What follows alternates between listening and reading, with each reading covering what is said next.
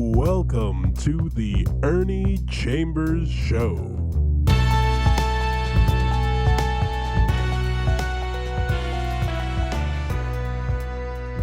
Brothers, sisters, friends, enemies, and neutrals.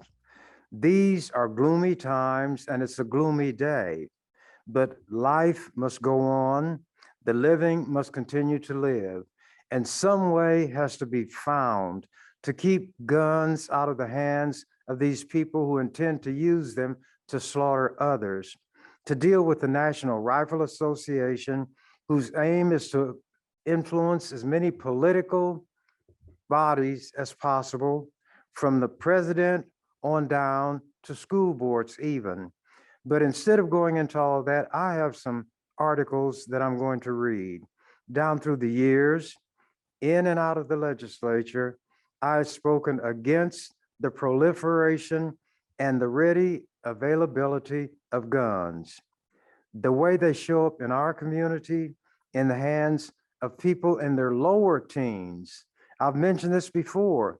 A few years ago, I was in a barber shop and there were some youngsters, maybe ranging from 14 to 16. And I said, "Do you know where I could get a gun?" And one of them said, "Senator, I can get you a gun easier than I can get you a candy bar from right here where I am." So when kids can say that, just matter of factly, then you see the shootings involving young people, you know that there is a ready availability of guns in our community, and they are directed against us. People commit crimes against those around whom they live. Black people engage in harming Black people more than they will anybody else. In the Jewish community, it's the same. Italian committee, people commit crimes against those around whom they live, and sometimes their own family. So that is not the issue that I'm going to deal with, just touching on it. I'm going to read some articles. Down through the years, I had written columns for the Omaha Star, and I talked incessantly about the ready availability of guns and how they needed to be dried up in our community. But rather than speak off the cuff, none of which I have today, I'm going to read some of these articles and the dates of them. This one is from February 4th, 2011. It was in the Omaha Star, titled National American Pastime, Shooting People. Now, because I'm reading these, the print, and they're old, the print is not always clear. If I stumble over my words, it's not that I can't read. It's not that I'm getting emotional. It's just that my eyes, which are aging, are failing me. Out in Arizona, where they hate, quote, illegals, meaning Hispanics, Jared Lee Loeffner killed 6 people and wounded 14 with a semi-automatic pistol tricked out with an extra capacity magazine. Neither killing nor using a gun is unusual in America. Gun killings occur everywhere, from the chaotic metropolis to the sleepy, bucolic hamlet. And guns are as ubiquitous, that means everywhere, as dandelions in yards and fields in the summertime. Utah is even musing about enshrining the semi-automatic pistol as its state emblem.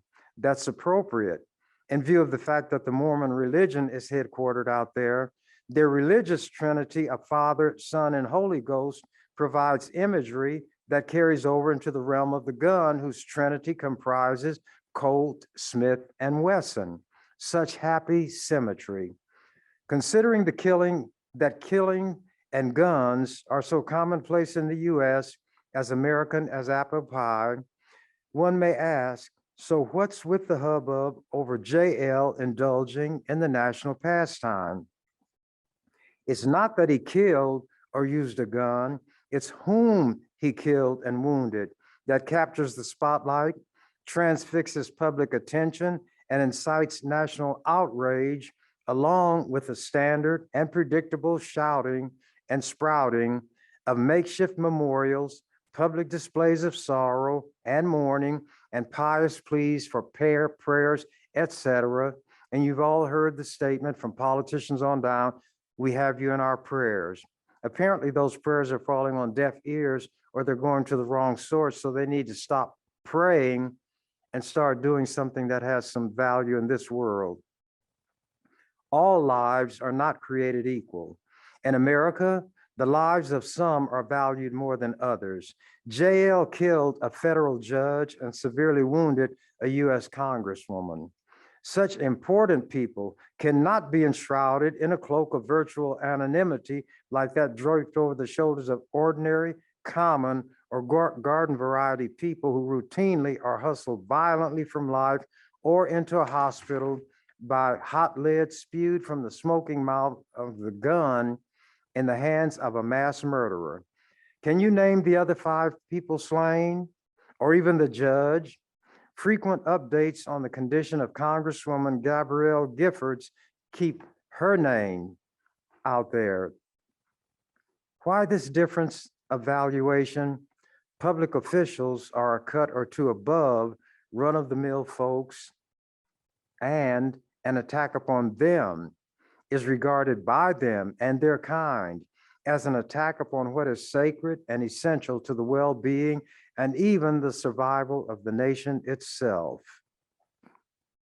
Such an attack upon one of their own sends seismic tremors of terror through the ranks of those more important classes who so often don't give a finger snap for the common people and the violent calamities that rip and tear at them and the fabric of their lives every day and every night.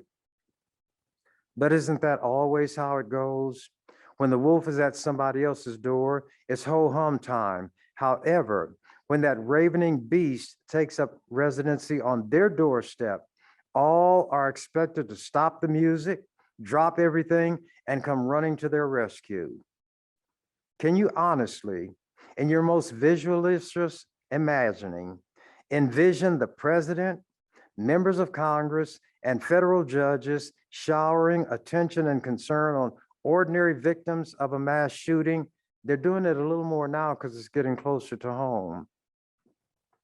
Generally, Lincoln's words in his Gettysburg Address are more apt.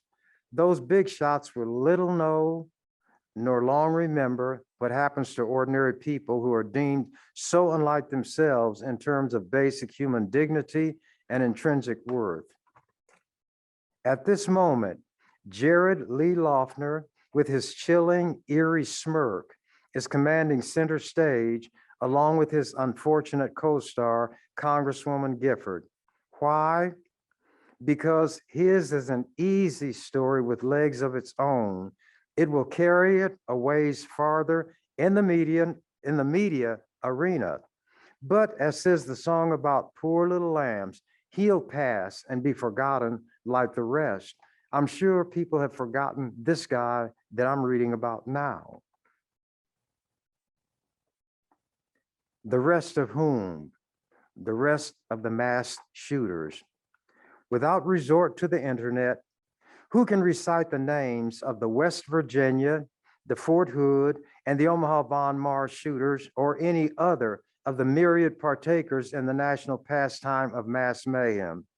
Many people don't know how to pronounce JL's last name if they see it in print, and most who hear it pronounced don't know how to spell it. He's merely the latest 15-minute fad of the day mass killer. He's the antagonist in this American tragedy, while Congresswoman Giffords is the protagonist. Before too much time has elapsed, both will share the fate of the 7 crew members who perished when the Challenger space shuttle exploded 25 years ago. Their names will gradually fade and ultimately be erased from the active memory of the public. Guns and mass murder. The National Rifle Association, or the NRA, gun lovers, and those who garner money from guns are fond of intoning, guns don't kill people, people kill people.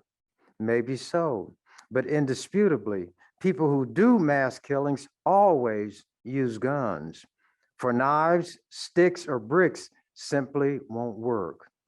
On the other hand, Serial killers who fashion their string of victims one at a time, craving that up close and personal contact, use everything from hammers to bare hands, and they prefer working in secret and secluded venues, unlike mass shooters who are open and bodacious and care not who or how many may witness their carnage.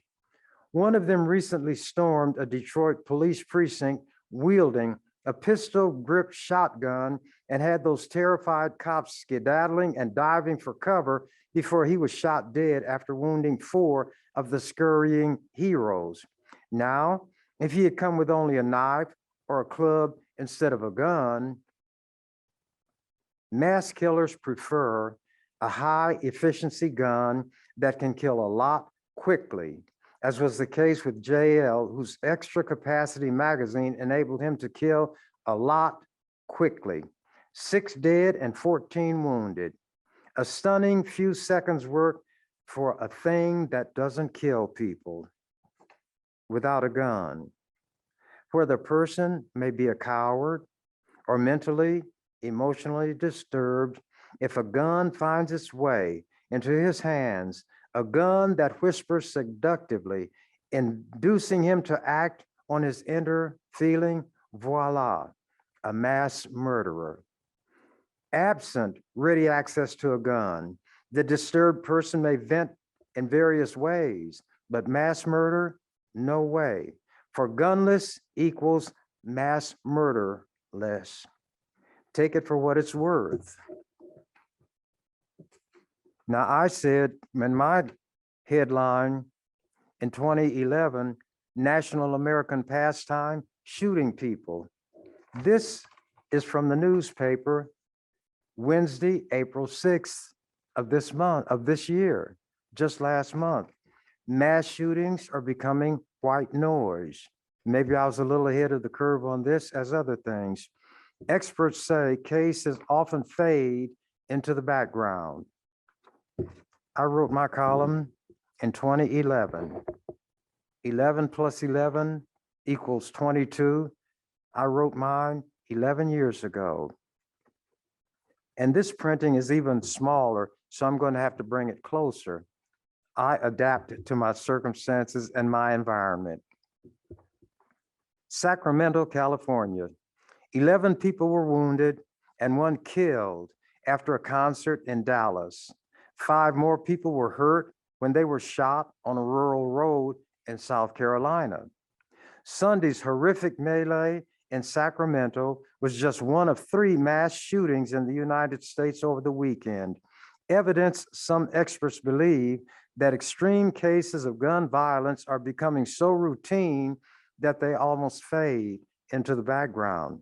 Quote, "We only hear about some of these shootings," unquote, said James Dinsley, a criminal justice professor in Minnesota who runs a mass shooting database called the Violence Project. Quote, "It kind of breaks my heart to have to say that," unquote. The worst mass shooting in Sacramento history. How many people who are listening to me had it in the forefront of their recollection, a mass shooting in Sacramento? This article is from just last month. The worst mass shooting in Sacramento history left 6 people dead and 12 wounded, generating the kind of instant ritual that almost invariably accompanies mass shootings in America. Gun control advocates, including President Joe Biden, demanded stricter laws. Gun rights advocates warned against a rush to judgment and said policymakers should focus on other contributors to violence, such as mental health or socioeconomic factors. Professor Dinsley said, certain types of mass shootings tend to stick out in the public's memory longer, such as those involving children or people who clearly were targeted because of their ethnicity or religion. Think of the massacres at a Black church in South Carolina in 2015, a synagogue in Pittsburgh in 2018, or a New Zealand mosque in 2019. Others are more likely to recede from the public's consciousness, said Densley, who teaches at Metro State University in Minnesota. Quote, some of these have become white noise, particularly if it occurs in communities of color, he said. You barely hear about them anymore. Sacramento's shooting involved an exchange of gunfire outside a collection of nightclubs. It appears most, if not all, were people of color. City officials were adamant that they would not regard Sunday's incident as business as usual. Quote, we can never accept it as normal, unquote, Mayor Darrell Steinberg said at a Sunday afternoon press conference at police headquarters. But he also said Sacramento needs to move on and not become paralyzed. He encouraged residents to keep coming downtown. Quote, we also have to live our lives, he said, quote, we don't want to shut down, unquote. The shooting was in a neighborhood of color. White man says life must go on. We must not shut down. It didn't bleed over into them and theirs. Some elected officials fear that it can become too easy to move on. Quote, we know the daily toll from gun violence is in every community, said Mayor Sam Liccardo of San Jose. It should be eliciting protests at every city hall, at every state capitol. Instead, there's this conspiracy of inaction. Excuse me.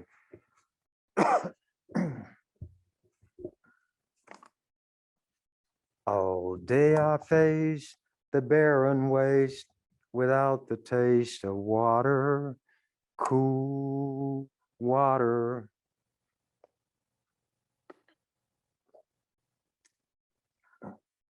I often do things for the purpose of giving an object lesson. You see, I'm the one reading this material because I take very seriously these mass killings.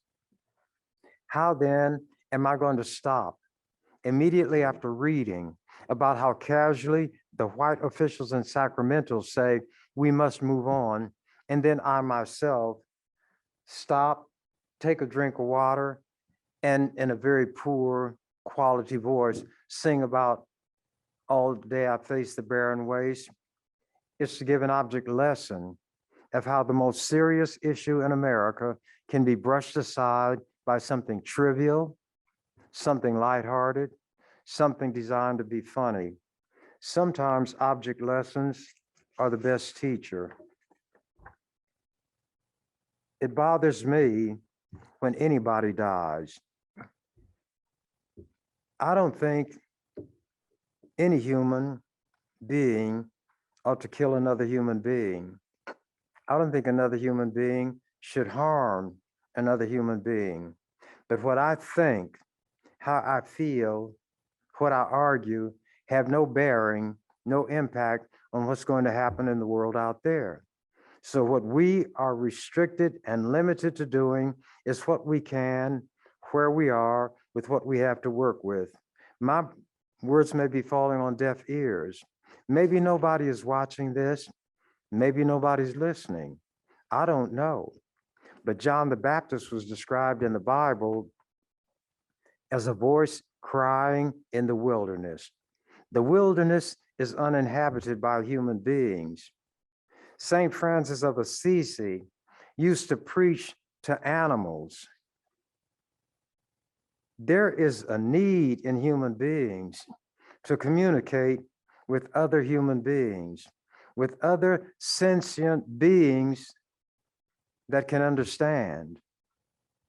Even if they are people who refuse to understand, just that very human contact is essential. But those are the kind of thoughts that don't occur to people in an environment like exists today.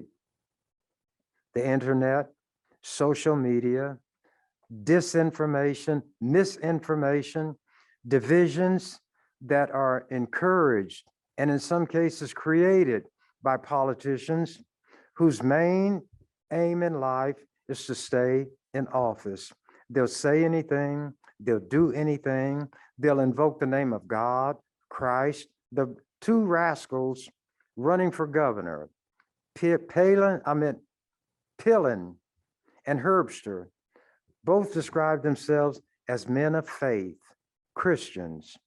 And that's when I become concerned and alarmed. The ones who used burning people alive at the stake were Christians. And the church, which calls itself the only true church, the Catholic Church.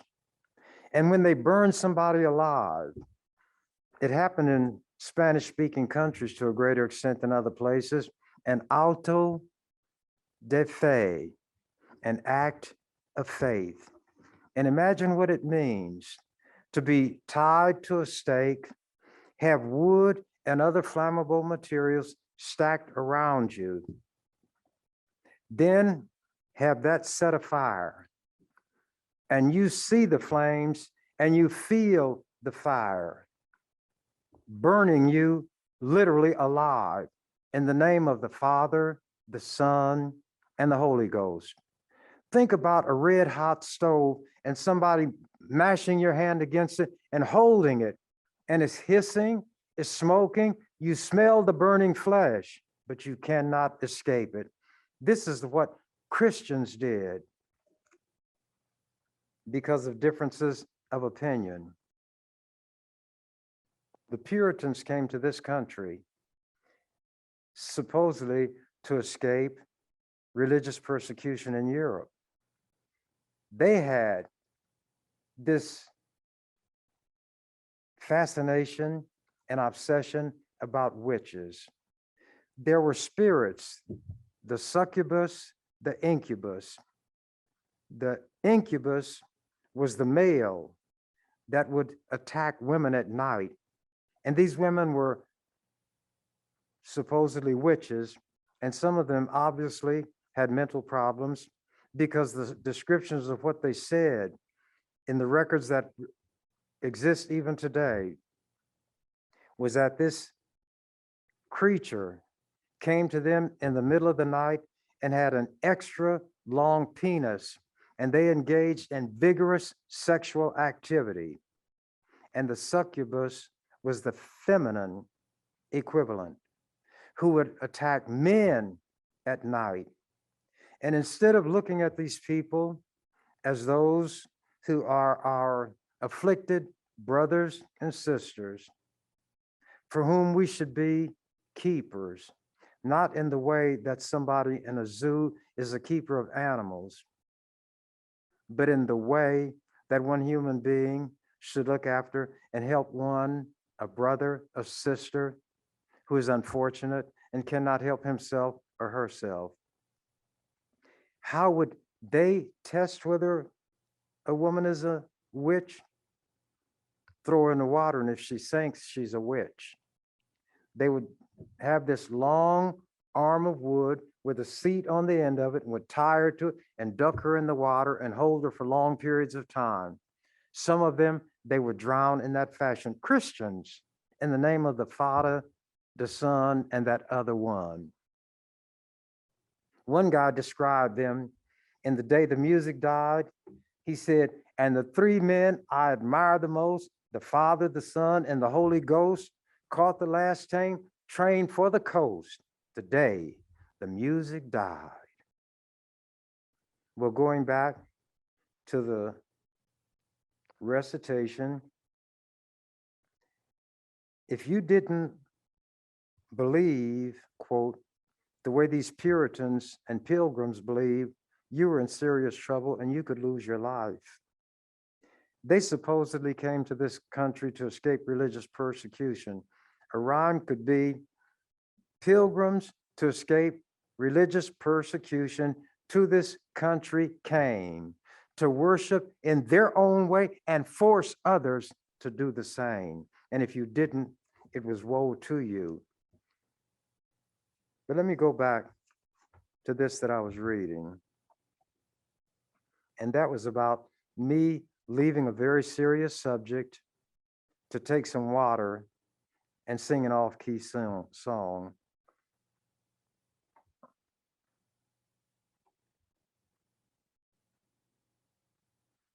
this comment.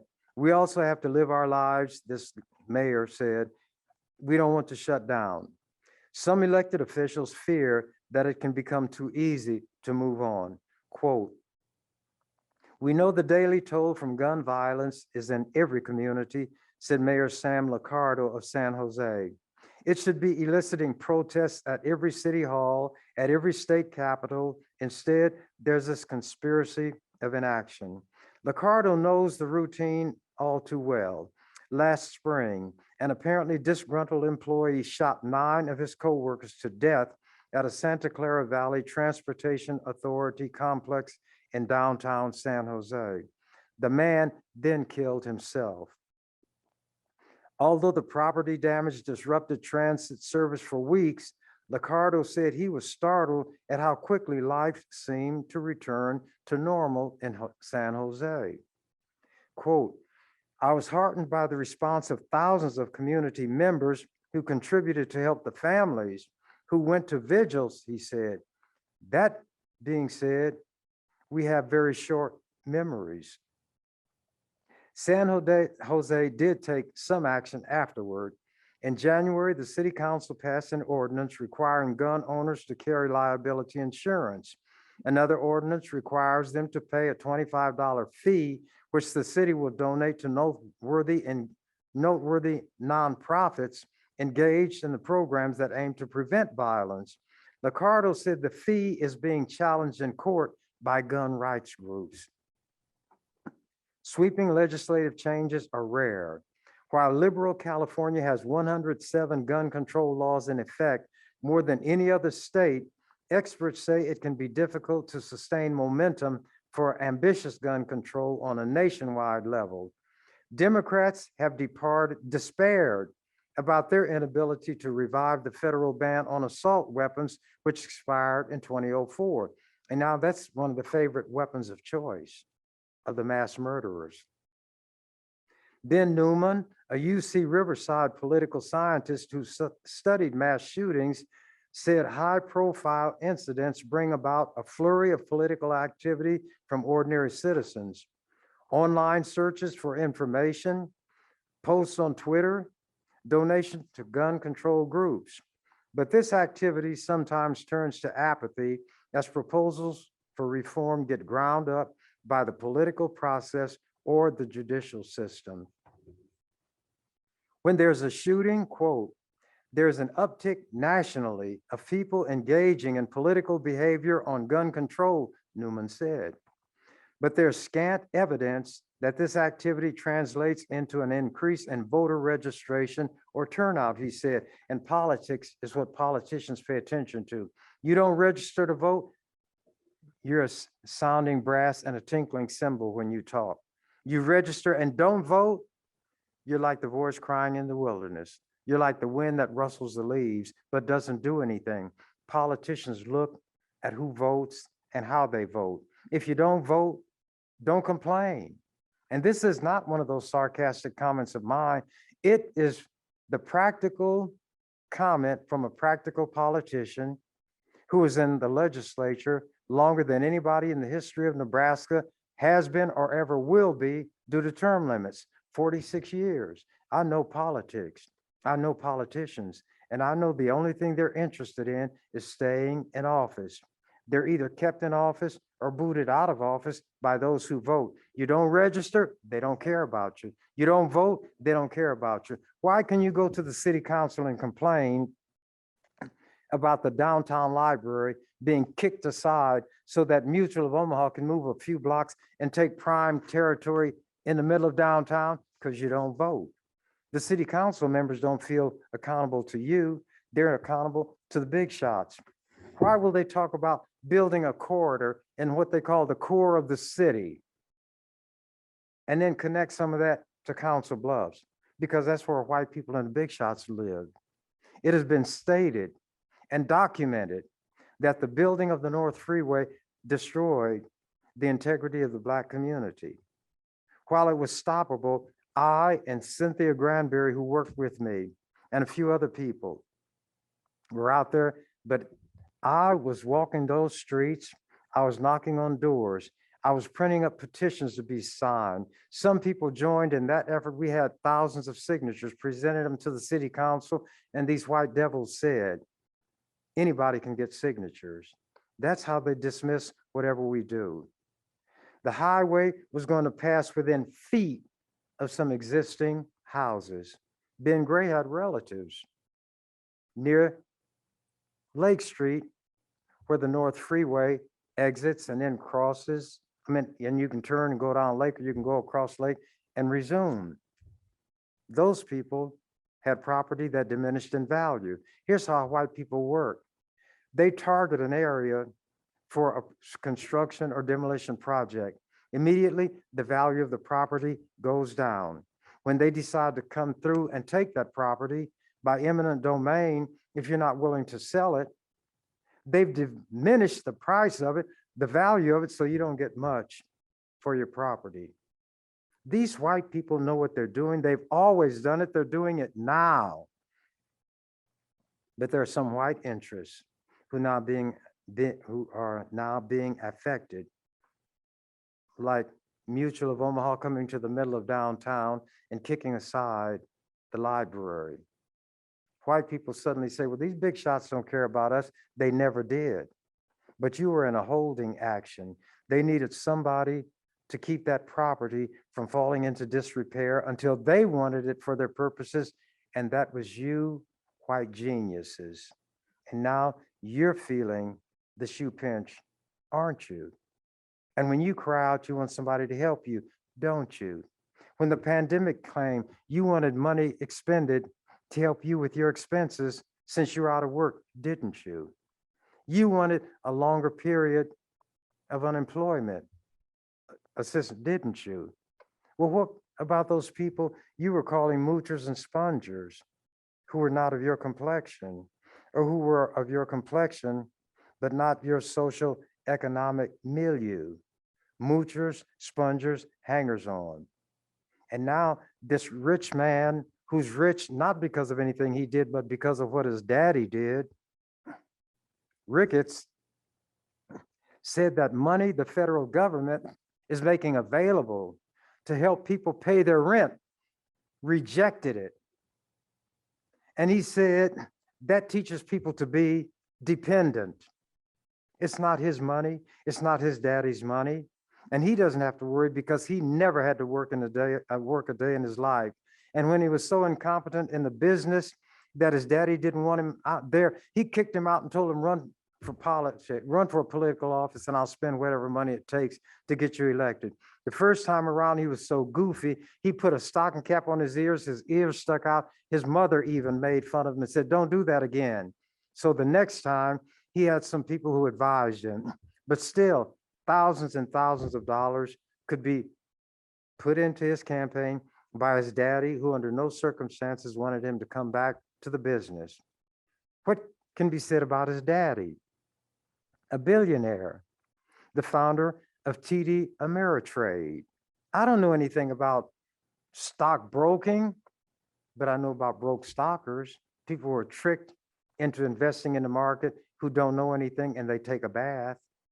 They don't just lose their shirt, they lose their homes, any money they had. If they had a pension plan, they would tap into that kind of money and they become impoverished, so that the rich get richer and the poor get children. When it started affecting white people, suddenly these programs called welfare programs for the spongers were not called that anymore. They even changed the name from welfare department to the Department of Health and Human Services, so that white people wouldn't be embarrassed when they had to get what was called welfare when it wasn't coming their way, when the wolf was not at their doorstep. But now that it's coming home to them, they even changed the name of the game. And there are a lot of white people who can't pay their rent. So, and I'm glad this is happening, legal aid and some lawyers are giving free advice to people who are being foreclosed on or being evicted, and they're at the courthouses trying to advise people of any shreds of right that they might have left. So this white man, Joe Ricketts, was caught red-handed putting racist and anti-Muslim tweets, or whatever you call them, on the internet. There was a bakery that was donating to this thing. They got all these crosses out on the highway somewhere, the stages of Christ. They stopped donating. Others pulled back from him. Young Ricketts, Baldy, and the governor's chair now, said he didn't know his daddy was a racist. You believe that? Then you believe that donkeys can fly. This rich man, this billionaire, decided to take advantage of these weak-kneed people on the Omaha City Council, and he got them to give him some of this tax increment financing, TIF. That's where, instead of you paying taxes like everybody else, the money that you pay into taxes is given back to you so you can pay for the loans or the financing of these big projects. You're a multi-billionaire. And he got this Omaha City Council to give him over $5 million of your tax money. He had an area where he wanted to build declared blighted and substandard around 108th and Dodge and those areas. I don't get out there, I drive through it sometime when I'm going somewhere else. They were furious and outraged. They said, how dare he say our area is blighted? Look at our homes, look at our lawns, look how we flourish. But this rich man was treating these white people like these white people treat non-white people or poor white people. You don't count. We'll let you live as long as you're not in the way. But when you get in the way, so long, it's been good to know you. So he had the area declared blighted, $5 million in TIF money so that he could build his TD Ameritrade building. Then you know what that clever,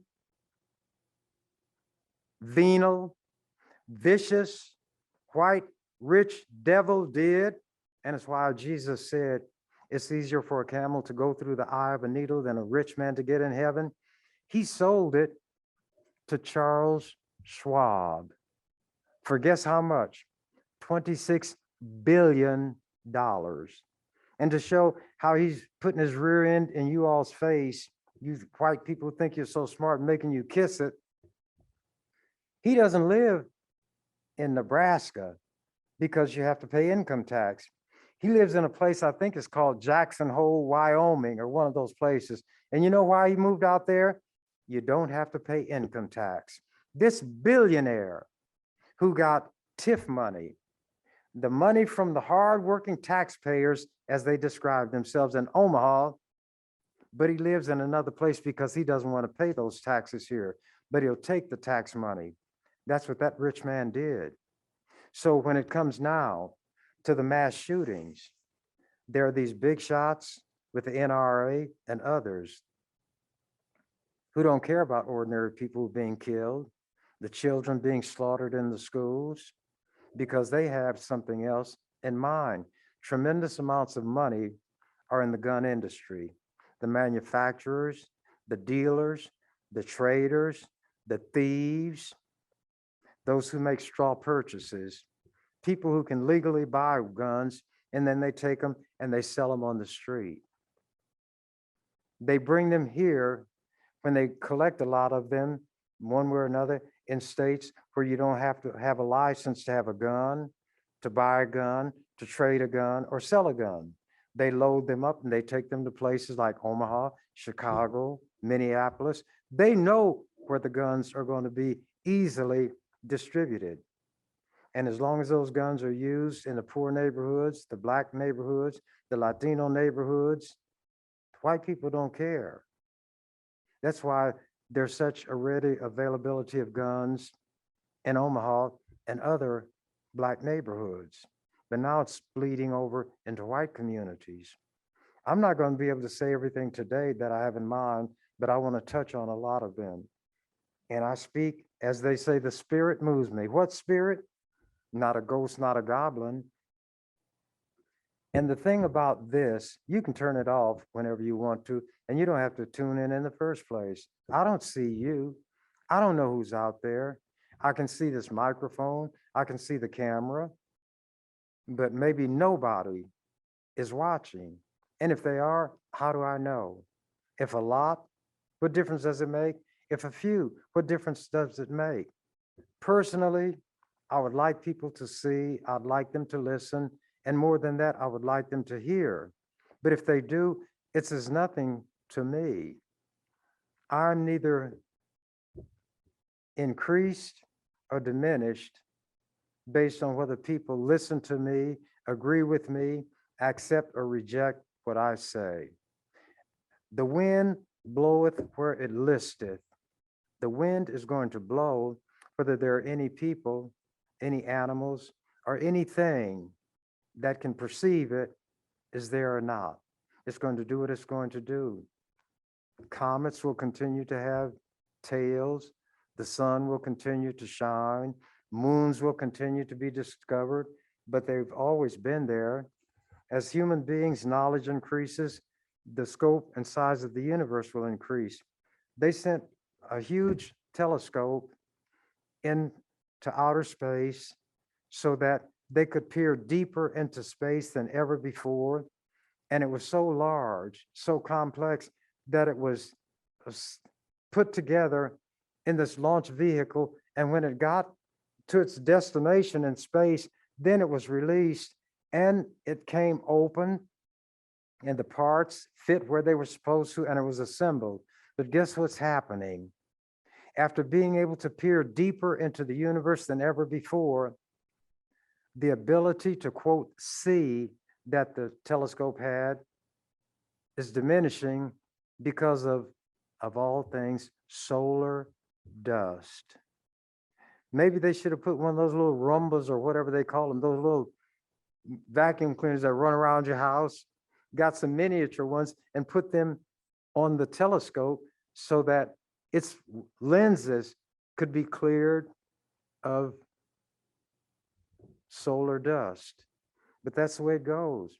Science moves by making missteps, starts, and stops.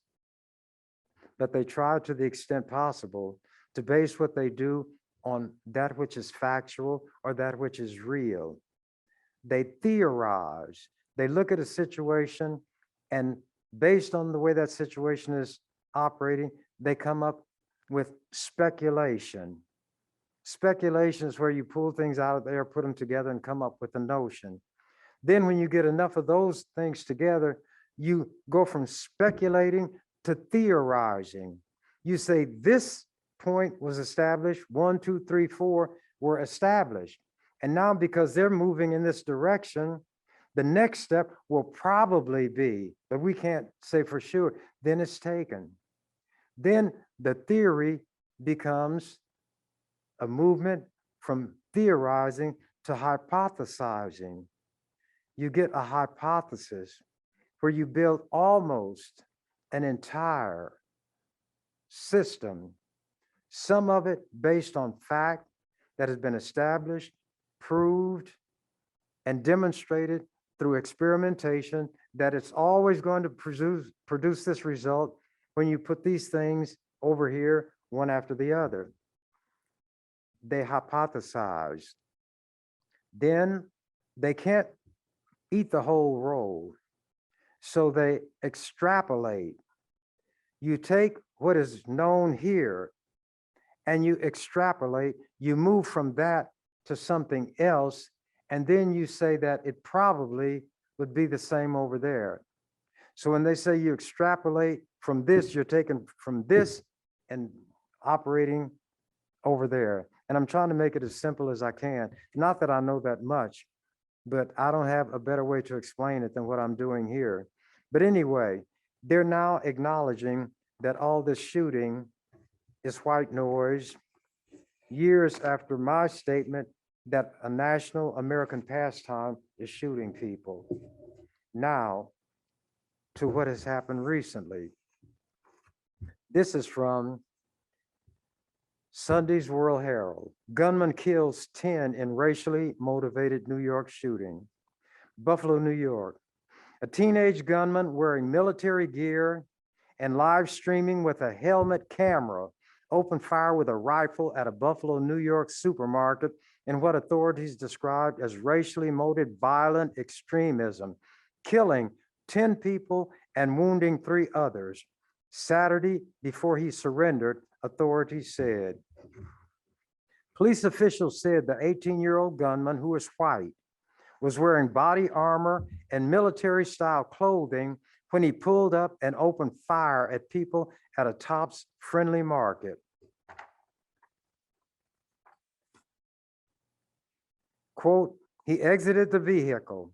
He was very heavily armed. He had tactical gear. He had a tactical helmet on. He had a camera that he was live streaming what he was doing. City Police Commissioner Joseph Gramaglia said at a press conference afterward. Gramaglia said the gunman initially shot 4 people outside the store, 3 fatally. Inside the store, a security guard who is a retired Buffalo police officer fired multiple shots at the gunman and struck him, but the bullet hit the gunman's bulletproof vest and had no effect. The commissioner said the gunman then killed the security guard. Can I show you all how I get laughed at, mocked, and ridiculed while in the legislature, trying to do what I think would be of value to this society? I theorized, I hypothesized, I extrapolated. And here's what I came up with. In 2016, January, at the beginning of the legislative session, this is 2022. 6 years ago, this is what I offered as legislation. Bill would require background checks for gear. I could see, not that I can tell the future, I can learn from the past. I can detect what looks like a trend to me. And if it's going to be harmful, to the extent that I could as a member of the legislature, I would try to get legislation that would shield society at large from the harm that I saw from my hypothesizing and theorizing would occur. This guy was wearing the bulletproof gear. Security guard shot and hit him, but it hit the gear that turned the shots aside. The killer was not hurt. The security guard was killed. Here's the headline. Bill would require background checks for gear. Chambers introduces measure that would cover armor, scopes, etc. This appeared in the Lincoln Journal-Star. If Nebraskans must submit to background checks to purchase firearms, should they also submit to checks to purchase tactical gear and military type equipment? Omaha Senator Ernie Chambers thinks so, although maybe not for the reason most people might presume. He's not thinking about terrorists from foreign countries. He's considering the possible harm from people born and raised in America. The bill would cover gear typically used by police, special weapons and tactics teams, military-grade helmets, body armor, night vision eyewear, or scopes and high-capacity ammunition magazines. 6 years ago, and I was mocked, criticized, condemned, and people said I didn't know what I was talking about.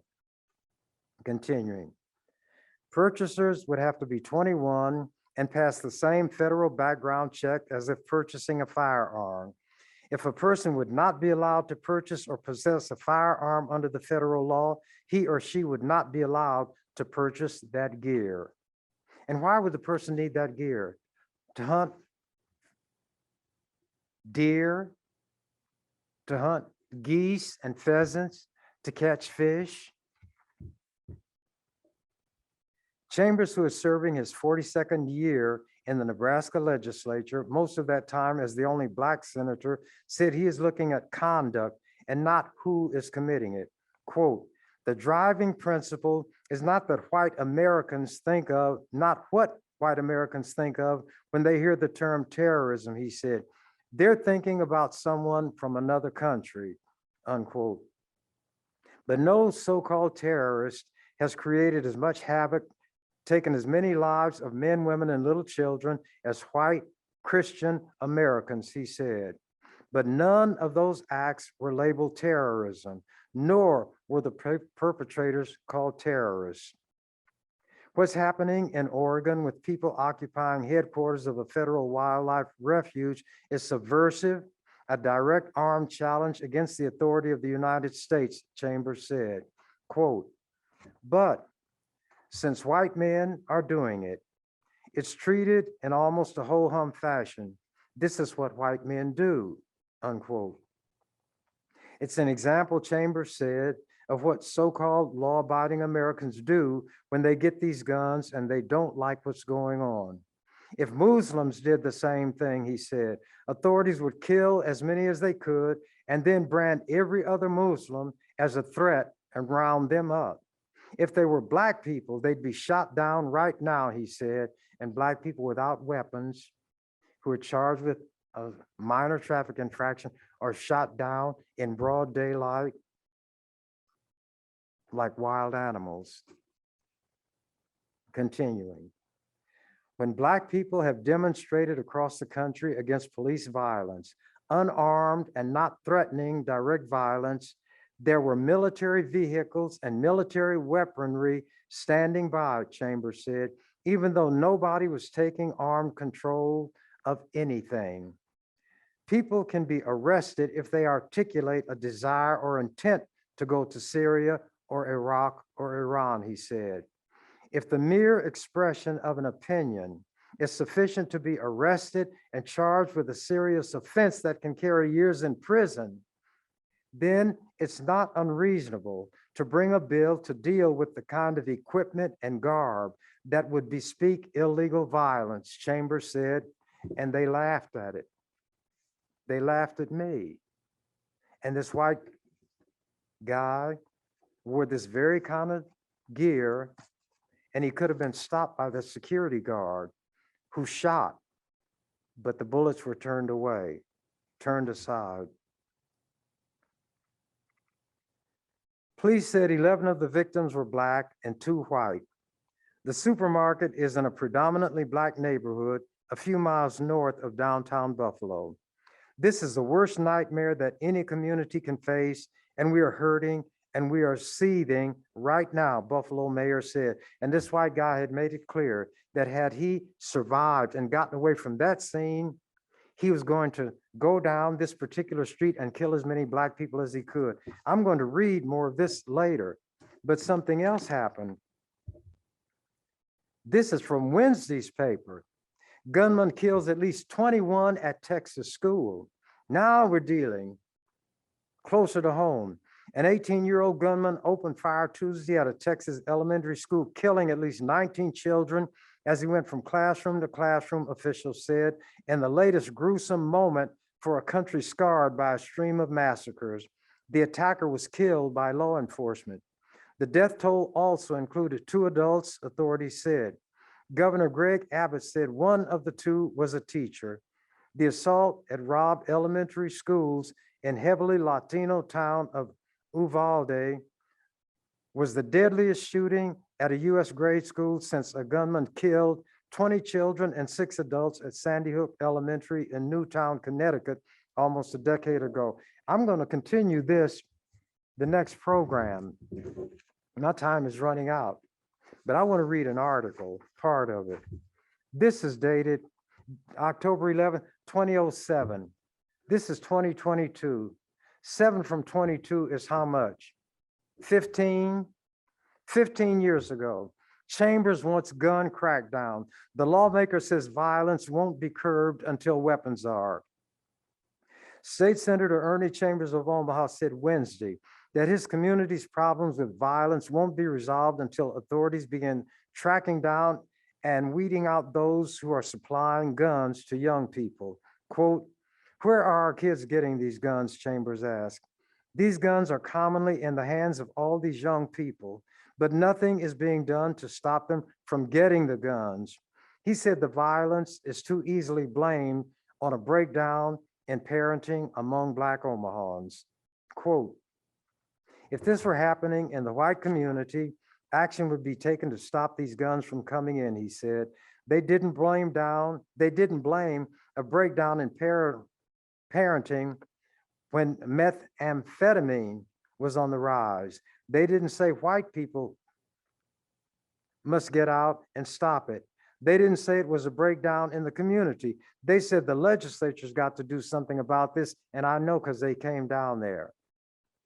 Chambers was responding to Monday's comments by Mayor Mike Fahey, who said Friday's shooting death of a 6-year-old girl would have happened no matter how many police officers were on the street. Quote, "A lot of this is tied to parenting, the lack of mentoring," Fahey said, the white man speaking. Chambers said he intended to keep pressuring the Bureau of Alcohol, Tobacco, Firearms, and Explosives, the U.S. Attorney's Office, and the FBI, as well as local law enforcement agencies to investigate gun dealing in Omaha. In the first 7 months of this year, authorities seized 471 guns, the largest share, 216, coming from Northeast Omaha. Of those, 121 guns were seized in July alone.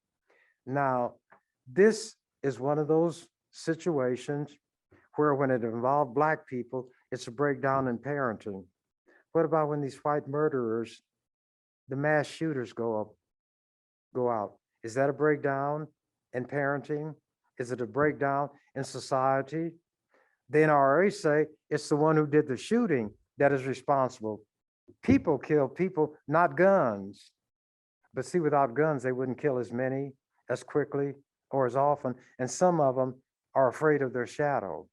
But whenever it's white people, different strokes for different folks. Am I bitter? Bitter is a mild term for it.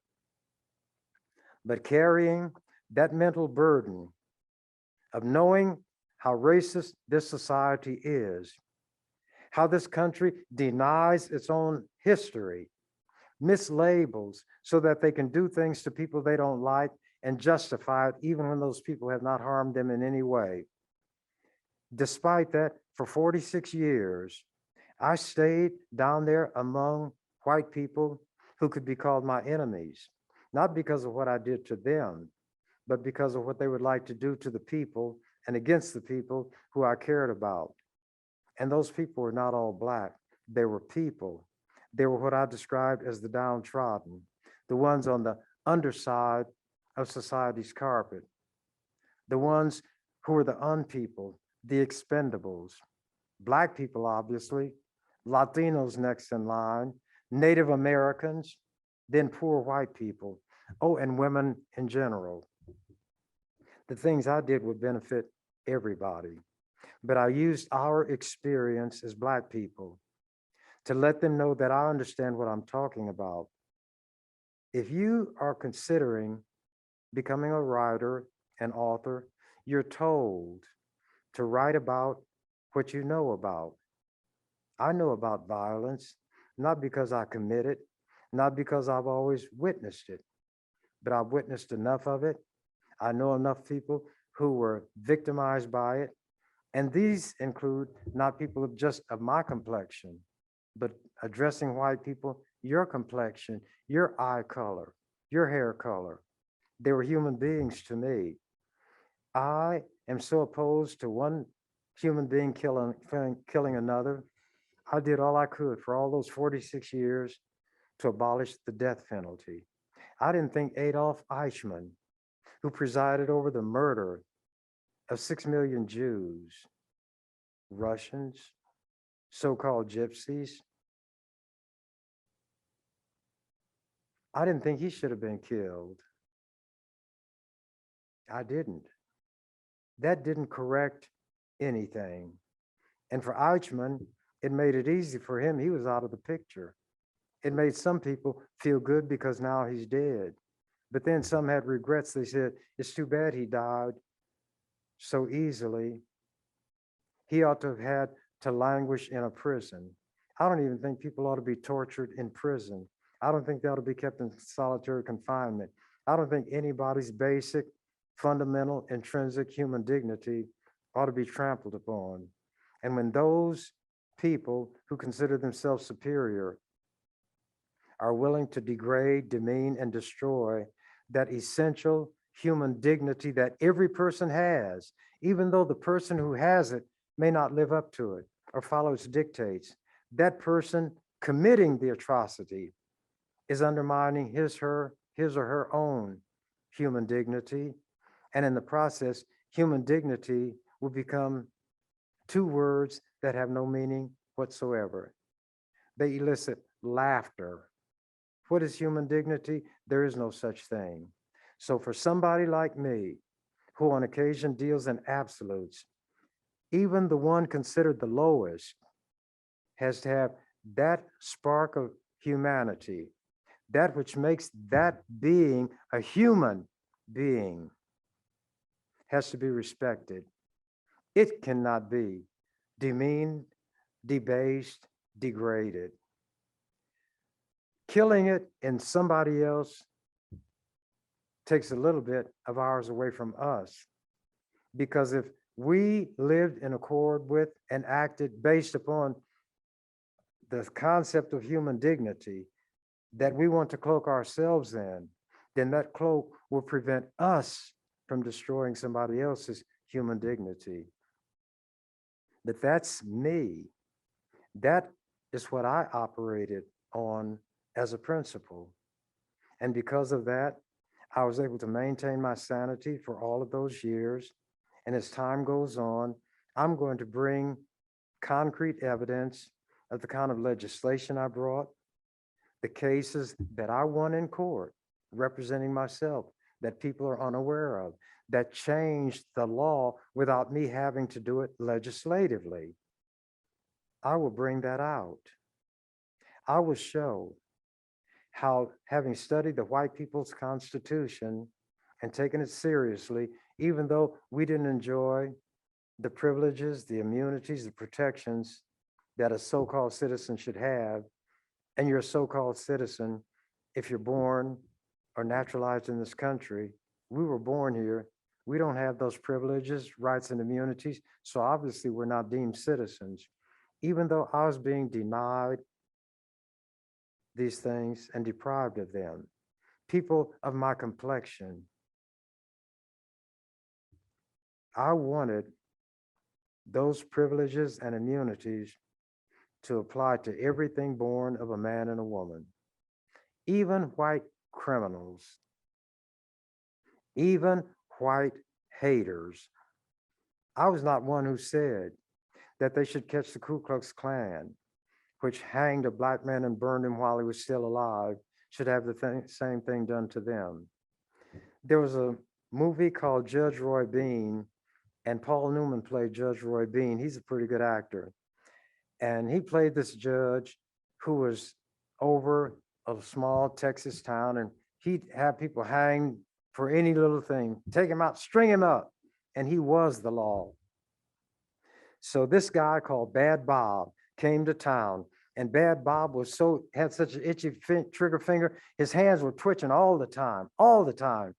So Bad Bob was sitting around this campfire with these people in this farmyard. And Bad Bob was so bad, he took a raw onion, chewed that onion up, savored it, and swallowed it. Then, like that creature in this song, I bought my new house the other day. Moving was hot, and I got squared away. Then bells started ringing, chains rattled out. I knew I'd moved in a haunted house. Then he talked about all the things that happened. He said, from outer space, there sat a man on the hot stove with the pots in the pan. That's hot, I cried, you better look out. He drank the hot coffee right from the spout. Well, Bad Bob picked up that gurgling coffee in that pot. After consuming that onion, washed it down with that hot water, that hot coffee, because he had come to town looking for Judge Roy Bean. Well, Judge Roy Bean was up in the hayloft, waiting in ambush, hidden, not like the courageous guy they show John Wayne to be, where two guys walk down the street at each other, facing each other, or Jim Arness playing Matt Dillon in Gunsmoke, and the famous gunfight, and the guy that Matt Dillon's going to shoot down shot first. Then Matt Dillon shot him and killed him. Well, while Bad Bob is sitting around the campfire talking about what he's going to do to Judge Roy Bean got a rifle, drew a bead on Bad Bob, and it was a semi-comedy, and he fired, and when the bullet hit him, then it made a hole, and the camera lets you see through that hole, and naturally, Bad Bob toppled into the fire. And all these people were sitting around impressed by him. They looked up and they saw that it was Judge Roy Bean. And he came out the garage, the barn, and they said, Jerry, you didn't give him a fair chance. And Judge Roy Bean said, if he wanted a fair chance, he shouldn't have come to my town. In other words, know where you're going, know what you're going to face, know the kind of people that you're dealing with. And not everybody's going to face you down, and you have a fair chance, and whoever draws the gun the quickest is going to win. I believe that my time is up. So as chirped the canary upon being aware that the cage door was ajar, I'm out of here. Thank you for watching The Ernie Chambers Show. If you'd like to make suggestions, email us at ewcfacts@gmail.com. That's ewcfacts@gmail.com. This has been an EWC Communication production.